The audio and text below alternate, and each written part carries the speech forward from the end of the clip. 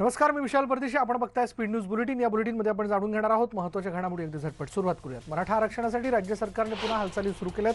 आज मुख्यमंत्री उद्धव ठाकरे आणि उपमुख्यमंत्री अजित पवार यांनी राज्यपालांची ते भेट घेणार आहेत. मंत्रिमंडळाच्या मराठा आरक्षण विषयक उपसमितीचे अध्यक्ष अशोक चव्हाण हे देखील यावेळी उपस्थित राहतील. संध्याकाळी 5 वाजता ही भेट होईल आणि यावेळी राज्यपाल भगतसिंग कोश्यारी यांना निवेदन देण्यात येईल. महाविकास आघाडीचे नेते राज्यपालांची भेट घेत आहेत. राष्ट्रवादी काँग्रेसच्या खासदार सुप्रिया सुळे यांनी राज्यपाल भगतसिंग कोश्यारी यांची भेट घेतली, तर सोमवारी राष्ट्रवादी काँग्रेसचे नेते प्रफुल्ल पटेल यांनी राज्यपालांची भेट घेतली होती. राज्यात लसींचा मोठ्या प्रमाणात तुटवडा जाणवत असल्याची माहिती आरोग्यमंत्री राजेश टोपेंनी दिली आहे. ते पत्रकार परिषदेत बोलत होते. कोवॅक्सिनच्या 35,000 लसी उपलब्ध झाल्याचे त्यांनी यावेळी सांगितलं. दरम्यान म्युकोरमायकोसिस रुग्णांवर मोफत उपचार होणार असल्याची घोषणाही त्यांनी यावेळी केली. सामनाच्या अग्रलेखातून मुख्यमंत्री उद्धव ठाकरेंवर कौतुकाचा वर्षाव करण्यात आलाय आणि यावेळी मुख्यमंत्र्यांचा महाराष्ट्राचे फॅमिली डॉक्टर असा उल्लेख करण्यात आलाय. महाराष्ट्राच्या जनतेला अशा संकट समयी मुख्यमंत्र्यांचा आधार वाटतो हे दिलासादायक आहे. मुख्यमंत्री ठाकरे या संकट काळात जणू एक प्रकारे कार्डिओलॉजिस्टच झालेले आणि त्यांनी या संकटाचा खोलवर अभ्यास केला. आता महाराष्ट्राच्या 12 कोटी जनतेचे फॅमिली डॉक्टर बनून ते झोकून काम करतायत असं म्हणत शिवसेनेनं मुख्यमंत्री उद्धव ठाकरे यांच्या कामाचं कौतुक केलं. राज्यात लसीकरण मोहीम प्रभावीपणे राबवण्यासाठी केरळ पॅटर्नचा अवलंब करा अशी मागणी माजी आरोग्यमंत्री आणि शिवसेनेचे नेते दीपक सावंत यांनी केली आणि त्यांनी या संदर्भात मुख्यमंत्री उद्धव ठाकरे यांना पत्रही पाठवलं. केंद्र सरकारकडून केरळला 73,26,806 लस प्राप्त झाल्या, मात्र त्यामधून 74,26,164 लोकांना लस देण्यात आली. त्यामुळे 88,000 जास्त लोकांना लस देण्यात केरळ सरकारला यश मिळालेलं आहे. लसीची थोडीही मात्रा फुकट जाऊ न दिल्यामुळे केरळला ही गोष्ट साध्य झाल्याचं दीपक सावंत यांनी पत्रात म्हटलंय. राज्याचे माजी गृहमंत्री अनिल देशमुखांच्या अडचणीत वाढ झाली आहे, कारण अनिल देशमुखांविरोधात ईडीनं गुन्हा दाखल केला आहे. कथित 100 कोटी रुपयांच्या खंडणी वसुलीच्या आरोप प्रकरणाला आता नवीन वळण लागलंय. मुंबईचे माजी पोलीस आयुक्त परमबीर सिंग यांच्यावर भ्रष्टाचाराचे आरोप करणाऱ्या 3 स्वतंत्र तक्रारींवर आता एसीबीनं गोपनीय चौकशी सुरू केलेली आहे. चौकशी दरम्यान तक्रारीतील आरोपात तथ्य आढळल्यास सिंग यांच्या विरोधात खुली चौकशी सुरू होऊ शकते किंवा त्यांच्या विरोधात बेहिशोबी मालमत्ता जमा केल्याबद्दल गुन्हा नोंदवून तपास केला जाऊ शकेल. जालन्यातील न्यूज 18 लोकमतच्या बातमीचा इम्पॅक्ट झाला. जालन्यातील टेस्टिंग सेंटरचं वास्तव न्यूज 18 लोकमतनं उघड केलं होतं. कशाप्रकारे टेस्टिंग सेंटरवर रुग्णांची लूट होते हे न्यूज 18 लोकमतनं स्टिंग ऑपरेशनच्या माध्यमातून उघड केलं होतं. जालन्यातल्या या स्टिंग ऑपरेशनची दखल थेट मुख्यमंत्री उद्धव ठाकरेंनी घेतली आहे. जालन्यातील टेस्ट सेंटरच्या चौकशीसाठी आता विशेष चौकशी पथक पाठवण्यात आलंय. चौकशी अहवालानुसार दोषींवर कारवाईचेही संकेत देण्यात आले. पंढरपूर मंगळवेढा विधानसभा पोटनिवडणुकीनंतर कोरोनाबाधित रुग्णांची संख्या मोठ्या संख्येने वाढायला लागली आहे. मे महिन्यात रुग्णांची संख्या सर्वात जास्त वाढली असून शहराबरोबरच ग्रामीण भागातही मोठ्या संख्येने रुग्ण वाढताना दिसत आहेत. पोटनिवडणुकीच्या प्रचारादरम्यान राज्य सरकारने जाहीर केलेल्या लॉकडाऊनमध्ये शिथिलता देण्यात आली होती, तरी वाढत्या रुग्णसंख्येमुळे 8 मे पासून 15 मे पर्यंत जिल्हाधिकारी मिलिंद शंभरकर यांनी कडक लॉकडाऊन जाहीर केला असला तरी रुग्णांची संख्या कमी होत असताना दिसत नाही. औरंगाबाद शहरातील मिनी घाटी रुग्णालयाचा ऑक्सिजन स्टोरेज प्लांट तयार असून सुद्धा सुरू झालेला नाही आणि याचा मिनी घाटीत रुग्णांचा ऑक्सिजनाभावी मृत्यू झालेला आहे. आता टँक सहित यंत्रणा उभी आहे, मात्र मंत्र्यांना उद्घाटनाला वेळ नाहीये असा आरोप भाजपने केला आहे. यंत्रणा उभी असून सुरू होत नाही आणि त्यामुळे भाजपने आज ऑक्सिजन स्टोरेज प्लांटचं प्रतिकात्मक उद्घाटन करून टाकलं. वेतन कपातीच्या निर्णयानंतर पोलीस दलामधून नाराजी व्यक्त केली जाते. राज्यातील कोरोना आपत्तीचा सामना करण्यासाठी आर्थिक रसद म्हणून सर्व सरकारी अधिकारी आणि कर्मचारी यांनी 1 किंवा 2 दिवसाचं वेतन द्यावं अशा सूचना राज्य सरकारच्या वतीने देण्यात आल्या. सरकारच्या निर्णयाला पोलीस दलातून मात्र विरोध होताना दिसतोय. अनेक सरकारी अधिकारी आणि कर्मचारी कोरोना काळात घरी बसून पूर्ण वेतन घेत आहेत आणि त्यांच्याकडून मदत निधी जमा करावा असा सल्ला पोलिसांनी दिला. मुंबईत पोलिसांकडून वाहनांची कसून तपासणी केली जाते. राज्यात रुग्णसंख्येचा आलेख उतरताना दिसतो आणि त्यामुळे पोलिसांनीही कडक बंदोबस्त कायम ठेवलाय. पोलीस वाहन चालकांचे परवाने आणि आय कार्ड याची तपासणी करतायत. मुंबईत माहीममध्ये पोलीस वाहन चालकांची कसून तपासणी करत होते. मुंबईतील बांद्रा कुर्ला कॉम्प्लेक्समध्ये जम्बो लसीकरण केंद्रावर नागरिक लस घेण्यासाठी गर्दी करतात। दररोज नागरिक लस घेण्यासाठी लसीकरण केंद्रावरती गर्दी करताना दिसत आहेत। आजही हेच चित्र इथं पाहायला मिळालं। ठाणे जिल्हा सामान्य रुग्णालयात एका महिलेला म्युकरमायकोसिसची लागण झाल्याचं समोर आलंय। एका 56 वर्षाच्या महिलेला ही लागण झाली आणि या महिलेला कोरोना झाला होता। मात्र याच दरम्यान त्या महिलेची रोगप्रतिकारक शक्ती कमालीची घटली। त्या महिलेच्या काही वैद्यकीय चाचण्या करण्यात आल्या। तपासणीत महिलेच्या डोळे वर आलेले दिसून आले आणि तसंच महिलेच्या उजव्या डोळ्यावर प्रकाश टाकल्यानंतरही डोळ्याची कोणतीच हालचाल होत नव्हती। दरम्यान त्या महिलेच्या उजव्या डोळ्याच्या मांसपेशींना सूज आली होती। तसंच इतरही अंतर्गत लक्षणं वैद्यकीय चाचणी अहवालात दिसून आली। या आधारे तसंच म्युकरमायकोसिस या आजाराची लक्षणे या महिलेत आढळल्याने या महिलेला म्युकरमायकोसिस असल्याचं जिल्हा रुग्णालयाच्या डॉक्टरांनी स्पष्ट केलं। कल्याण डोंबिवली महापालिकेने लसीकरणासंदर्भात महत्त्वाचा निर्णय घेतला। लसीकरणापूर्वी नागरिकांची अँटीजेन टेस्ट केली जाणार आहे। 18 ते 44 वयोगटातील नागरिकांची ही टेस्ट केली जाणार आहे। लसीकरण केंद्रावर नागरिक लस घेण्यासाठी गर्दी करतात आणि या गर्दीमुळेही नागरिकांना कोरोनाचा धोका आहे। याच पार्श्वभूमीवर हा निर्णय घेण्यात आला आहे। महापालिकेचे आयुक्त डॉक्टर विजय सूर्यवंशी यांनी हा निर्णय घेतला। बदलापूरमधील 8 ते 15 मे पर्यंतचा लॉकडाऊन रद्द करण्यात आला। जिल्हाधिकाऱ्यांनी या संदर्भात आदेश काढलेत। भाजप आमदारांच्या बैठकीत निर्णय झाला होता। त्यानंतर लॉकडाऊन विरोधात शिवसेना आणि मनसे आक्रमक झाल्याने मोठ्या वादाला तोंड फुटलं होतं आणि यानंतर शिवसेना शहर प्रमुख वामन म्हात्रे यांनी पालकमंत्री एकनाथ शिंदे यांची भेट घेत लॉकडाऊन रद्द करण्याची मागणी केली। त्यानुसार पालकमंत्री एकनाथ शिंदे यांनी जिल्हाधिकारी कार्यालयाला बदलापुरातील लॉकडाऊन रद्द करण्याची सूचना केली। त्यामुळे जिल्हाधिकाऱ्यांनी पुन्हा बदलापुरातील लॉकडाऊन रद्द करण्याचे आदेश काढले। अमरनाथमध्ये आता रुग्णांना कृत्रिम ऑक्सिजन मिळणार आहे। कोरोनामुक्त झालेल्या लोकांना डिस्चार्ज नंतरही श्वसनाचा त्रास होत असल्याचं समोर आलं। त्यातच त्यांना कोविड केअर सेंटरमध्ये दाखल करणंही शक्य नसतं। त्यामुळे अशा रुग्णांसाठी आता घरच्या घरीच कृत्रिम ऑक्सिजन पुरवणारी मशीन उपलब्ध झाली आहे। खासदार श्रीकांत शिंदे यांच्या माध्यमातून मशीन्स अंबरनाथकरांना देण्यात आलेल्या आहेत। दरम्यान खास कॅलिफोर्नियाहून जवळपास 120 ऑक्सिजन मशीन्स मागवण्यात आलेल्या आहेत आणि या सर्व मशीन्स संपूर्ण ठाणे जिल्ह्यात वितरित करण्यात आल्या असून यापैकी 5 मशीन्स अंबरनाथ शहराला देण्यात आलेल्या आहेत। या मशीन्स थेट हवेतून ऑक्सिजनची निर्मिती करून रुग्णाला ऑक्सिजन पुरवणार आहेत। पुण्यात गेल्या 24 तासात 1165 नव्या कोरोनाबाधितांची नोंद झाली आहे तर दिवसभरात 4010 जणांना डिस्चार्ज देण्यात आला। दरम्यान कोरोनामुळे काल 74 जणांचा मृत्यू झाला। यातील 23 रुग्ण हे पुण्याबाहेरील आहेत। सध्या पुण्यात 1402 क्रिटिकल रुग्णांवरचे उपचार सुरू आहेत। वाढती रुग्णसंख्या पाहता लोकांनी आता नियमांचं काटेकोरपणे पालन करण्याचं आवाहन करण्यात येतं। नाशिकमध्ये कोरोना नियमांचं उल्लंघन करण्यात आलेलं आहे। लॉकडाऊनपूर्वी नाशिककरांनी खरेदीसाठी मोठी गर्दी केल्याचं चित्र पाहायला मिळालं। उद्यापासून होणाऱ्या कडक लॉकडाऊनचा धसका नाशिककरांनी घेतल्याचं पाहायला मिळतंय। खरेदीसाठी ग्राहकांनी गर्दी केल्यामुळे काही काळ वाहतूक कोंडीही झाली होती। नाशिकमध्ये 3 दिवसांनंतर 44 वर्षांवरील नागरिकांसाठी लसीकरण सुरू झालं आहे। मात्र ऑनलाईन नोंदणी केल्यानंतर नागरिकांना लस घेता येणार आहे। नाशिकला 9000 लसींचा साठा उपलब्ध झाला आहे। नाशिकमध्ये 55 लसीकरण केंद्र आहेत आणि या केंद्रांवर ऑनलाईन नोंदणी करणाऱ्या नागरिकांना लस दिली जाते। नाशिकमध्ये स्थानिकांनी लसीकरण बंद पाडलंय। मायको हॉस्पिटल आणि इंदिरा गांधी रुग्णालयात सुरू असलेलं लसीकरण स्थानिक नागरिकांनी बंद पाडलंय। लसीकरण केंद्राला यावेळी कडी लावण्यात आली। प्रभागात लसीकरण केंद्र असूनही स्थानिक नागरिकांना लस मिळत नसल्याची खंत यावेळी स्थानिकांनी बोलून दाखवली। इतकंच नाही तर कोविशिल्ड आणि कोवॅक्सिन लस विकल्याचा आरोपही स्थानिकांनी केला। प्रभागातील स्थानिक नागरिकांना लस देण्याला प्राधान्य देत नाही तोपर्यंत केंद्र सुरू होऊ देणार नाही अशी भूमिका नगरसेवक जगदीश पाटील यांनी घेतली आहे। संपूर्ण राज्यभरात लॉकडाऊन असताना कोल्हापूरमध्ये मात्र या लॉकडाऊनला हरताळ फासल्याचं चित्र पाहायला मिळतंय। येत्या 2 दिवसात कोल्हापूर जिल्ह्यात कडक लॉकडाऊन केला जाण्याची शक्यता आणि त्यामुळेच व्यापार पेठांमध्ये गर्दी उसळली आहे। कोल्हापुरात येत्या काही दिवसात कडक लॉकडाऊन जाहीर करणार असल्याची माहिती हसन मुश्रीफ यांनी सोमवारी दिली होती। दरम्यान कडक लॉकडाऊन लागू होण्याआधी नागरिकांनी खरेदीसाठी मोठी गर्दी केल्याचं चित्र यावेळी पाहायला मिळालं। कोल्हापूरमध्ये गेल्या 24 तासात कोरोनाचे 998 नवे रुग्ण आढळून आलेत तर दिलासादायक बाब म्हणजे 1189 रुग्णांना डिस्चार्ज देण्यात आलाय। काल कोरोनामुळे 61 जणांचा मृत्यू झाला। वाढती रुग्णसंख्या पाहता कोल्हापूरमध्ये 2 दिवसात आणखी कडक लॉकडाऊनची घोषणा करण्यात येणार आहे। वाढत असलेली रुग्णसंख्या आटोक्यात आणण्यासाठी प्रशासनाकडून या ठिकाणी मोठ्या उपाययोजना करण्यात येत आहेत। तसंच लोकांनीही कोरोनाच्या पार्श्वभूमीवर नियम पाळण्याचं आवाहन करण्यात येतं।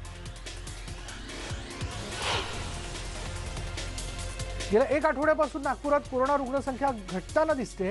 पहिल्या 2 आठवड्यातील ब्रेक द चेनचे सकारात्मक फायदे दिसत असल्याचं जाणकारांचं म्हणणं आहे। मात्र यामध्ये आणखी काही दिवस सातत्य राहिलं आणि नागरिकांनी कडक निर्बंधांचं पालन केलं तर आपण कोरोना नियंत्रणात आणू शकतो। मात्र नागपूर शहरातील रस्त्यावर फिरणाऱ्यांची संख्या बघितली तर प्रशासन आणि नागरिक दोन्ही काहीसे गाफील झाल्याचं पाहायला मिळतंय।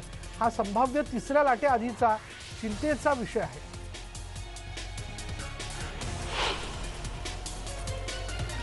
साताऱ्यात राज्य सरकारने लागू केलेला लॉकडाऊन असताना देखील राज्यात जिल्ह्यामध्ये कोरोनाचा आकडा वाढत असल्याचं पालकमंत्र्यांनी 3 मेला 7 दिवसांचा कडक लॉकडाऊन त्यामुळे जाहीर केलाय। मात्र साताऱ्यात बाधितांची साखळी तुटत नसल्याने लॉकडाऊन वाढवण्याची वेळ या ठिकाणी येऊन ठेपली आहे।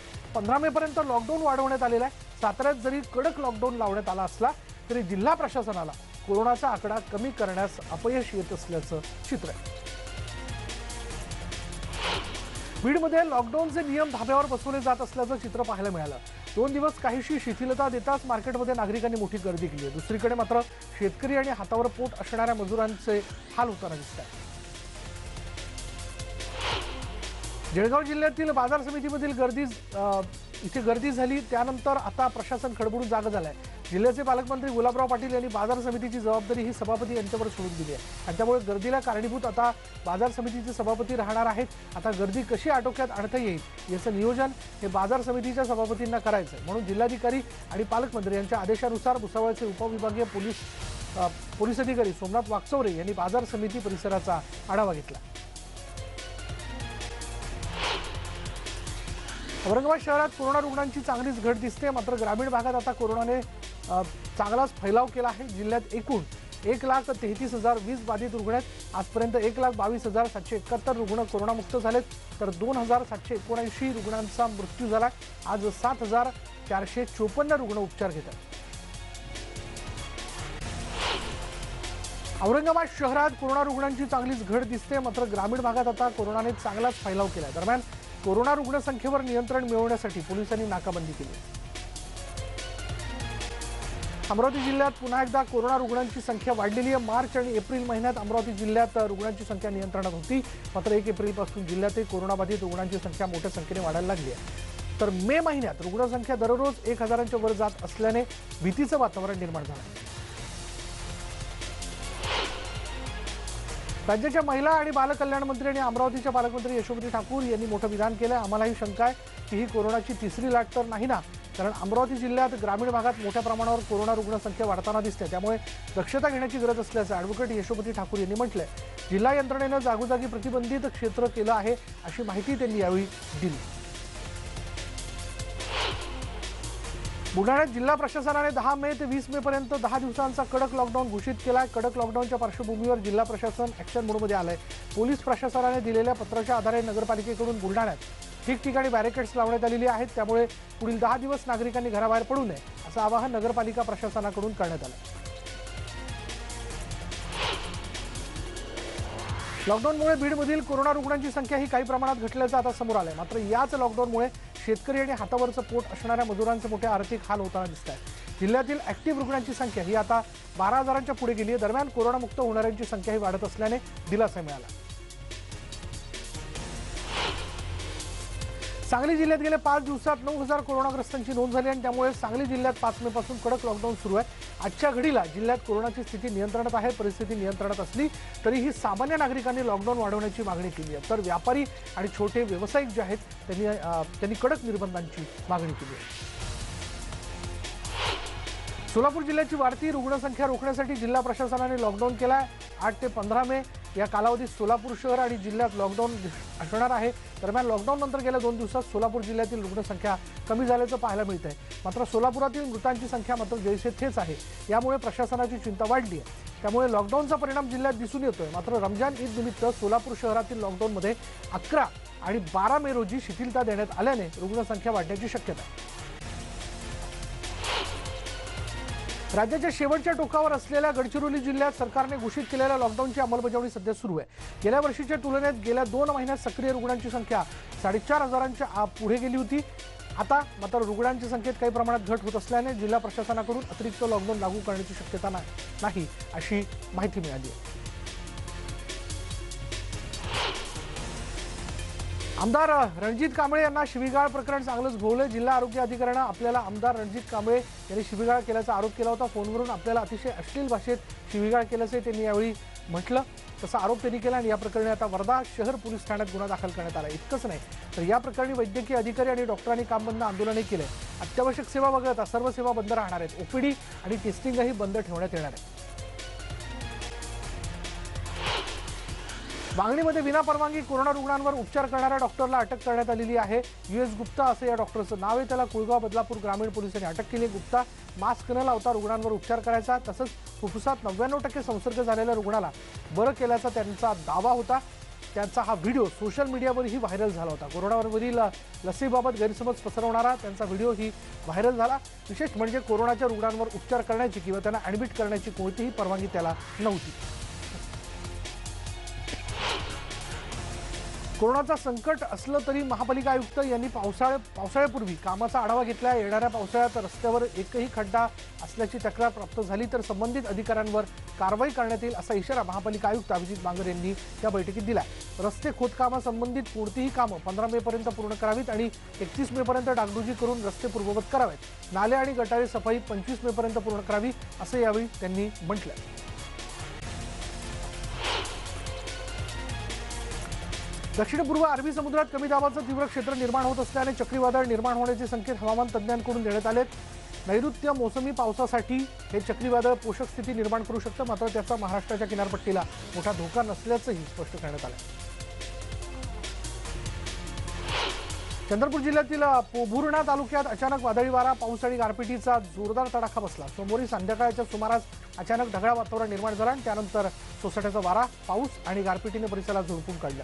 पोभुर्णा तालुक्यातील पोभुर्णा, चेकअष्टा, चिंतल धाबा, देवाडा खुर्द, वेळवा, दिगोरी या भागाला याचा सर्वाधिक फटका बसला। या वादळामुळे परिसरात बोरा एवढा गारांचा खच बघायला मिळाला। सुमारे अर्धा तास हा मुसळधार पाऊस झाला। तेल कंपन्यांनी आठवड्यात सलग 5व्यांदा इंधन दरात वाढ केल्याने सोमवारी पेट्रोल डिझेल दराने नवा उच्चांक नोंदवला। महाराष्ट्र, राजस्थान आणि मध्य प्रदेशात पेट्रोलने लिटर मागे 100 पार केली। सोमवारी पेट्रोल दरात 26 पैसे तर डिझेल दरात 33 पैशांनी वाढ करण्यात आली। पश्चिम बंगालसह 5 राज्यांच्या विधानसभा निवडणुका संपताच 4 मे पासून सरकारी तेल कंपन्यांनी केलेली ही 5वी दरवाढ आहे। ऑक्सिजनचा पुरवठा विस्कळीत झाल्याने आंध्र प्रदेशातील तिरुपतीमधल्या SVR रुईया सरकारी रुग्णालयात 11 रुग्णांचा मृत्यू झालाय तर 5 रुग्णांची प्रकृती जी आहे ती गंभीर आहे। ऑक्सिजनचा पुरवठा विस्कळीत झाल्याने रुग्णांचा मृत्यू झाल्याचं यावेळी सांगण्यात आलं। सोमवारी रात्री ही घटना घडली। मृत्यू झालेल्या 11 रुग्णांपैकी 9 जण कोरोनाग्रस्त होते तर उर्वरित 3 हे नॉन कोविड रुग्ण होते। या प्रकरणी मुख्यमंत्र्यांनी चौकशीचे आदेश दिले। काँग्रेसच्या कार्यकारी समितीने कोरोना संकटाच्या सदोष हाताळणीबद्दल पंतप्रधान नरेंद्र मोदी यांच्यावर टीकास्त्र सोडलं आणि त्यांनी चुकांबद्दल प्रायश्चित्त घ्यावं अशी मागणी केली। नागरिकांच्या दुःखाची जाणीव ठेवून त्यांनी सेवा करावी असा ठराव काँग्रेसच्या कार्यकारी समितीने केलेला आहे। सरकार जाहीर करीत असलेले कोरोना रुग्णांचे आकडे आणि मृतांची संख्या याबद्दलही या ठरावात शंका व्यक्त करण्यात आली आहे। त्याचबरोबर मृतांचे खरे आकडे जाहीर केले जात नसल्याचा आरोपही यावेळी करण्यात आला। काँग्रेसचे खासदार अधीर रंजन चौधरी यांनी लोकसभा अध्यक्ष ओम बिर्ला यांच्याकडे विशेष अधिवेशनाची मागणी केली। आता बाहेर गेलेल्या कोरोना परिस्थितीच्या पार्श्वभूमीवर विशेष अधिवेशन बोलवण्याची मागणी चौधरी यांनी पत्राच्या माध्यमातून केली आहे। पश्चिम बंगालमधील भाजप आमदारांच्या सुरक्षेसंबंधी केंद्रीय गृह मंत्रालयाने मोठा निर्णय घेतला। बंगालमधील भाजपच्या सर्व आमदारांना सुरक्षा देण्याचा निर्णय गृह मंत्रालयाने घेतला। भाजप आमदारांच्या सुरक्षेसाठी CISF आणि CRPF कमांडो तैनात केले जातील अशी माहिती अधिकृत सूत्रांनी दिली। सोमवारपर्यंत देशभरात 30,56,00,000 नमुन्यांची तपासणी करण्यात आली तर सोमवारी 18,50,000 नमुने तपासण्यात आल्याची माहिती ICMRने दिली आहे। तामिळनाडूमध्ये नागरिकांनी रेमडेसिवीर इंजेक्शन घेण्यासाठी मोठी गर्दी केली होती। किलपुक मेडिकल कॉलेजमध्ये रुग्णांच्या नातेवाईकांनी रेमडेसिवीर घेण्याकरता पुन्हा मोठी गर्दी केल्याचं चित्र आज पाहायला मिळालं। मध्य प्रदेशच्या भोपाळमधील लॉकडाऊन वाढवण्यात आलेला आहे। 17 मे पर्यंत हा लॉकडाऊन वाढवण्यात आला असून नागरिकांना कडक लॉकडाऊनचं पालन करण्याचं आवाहन यावेळी करण्यात आले। कोरोनाचं वाढता संक्रमण रोखण्यासाठी प्रशासनानं लॉकडाऊन वाढवण्याचा निर्णय घेतला। केरळमध्येही 16 मे पर्यंत कडक लॉकडाऊन असणार आहे। कोरोनाबाधितांची संख्या केरळात दिवसेंदिवस वाढताना दिसते। कोरोना परिस्थितीवर नियंत्रण आणण्यासाठी सरकारनं 16 मेपर्यंत लॉकडाऊन जाहीर केला आहे। दरम्यान केरळच्या कोचीमध्ये पोलीस वाहन चालकांनी कसून तपासणी करतायत। त्याचबरोबर चालकांचे परवाने आणि आय कार्ड याची तपासणी केली जाते। माजी मंत्री KR गौरी अम्मा यांचं निधन झाले। ते 102 वर्षांच्या होत्या। तिरुवनंतपुरम इथल्या रुग्णालयात अम्मा यांनी अखेरचा श्वास घेतला। अम्मा या केरळच्या पहिल्या महसूल मंत्री होत्या।